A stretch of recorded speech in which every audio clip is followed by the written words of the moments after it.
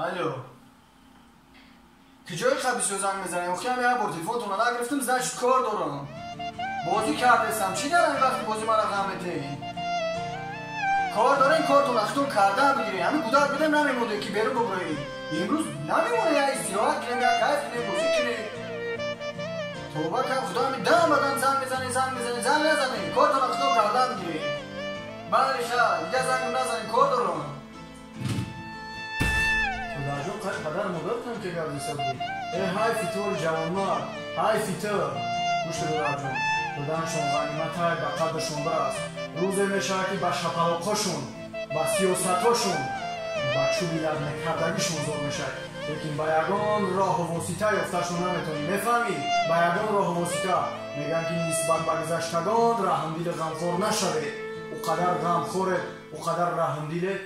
پیشه ما قدرشون نکنه پیشه ما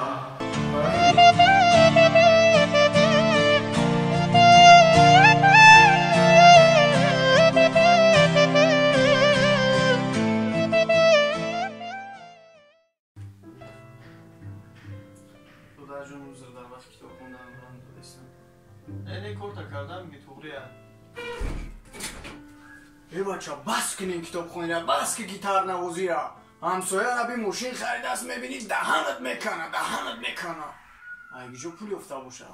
فکرم که چی کار اینی توی ده زدگی نه همسایه کار میکنه حلالش بادو حلال او ما هم کار میکنیم ما هم بیکار نیستیم کو اکا یکون چی میره بفهمم گوش کدو در جون مالی مردم در هیچ وقت چشمالو نکرد وقتی که سحری بر وقت همسایه کار میرفت تا ساعت 11 سحر خواب بودی وقتی که همسایه نیمی شوه کار می آمد تا نیمی شوه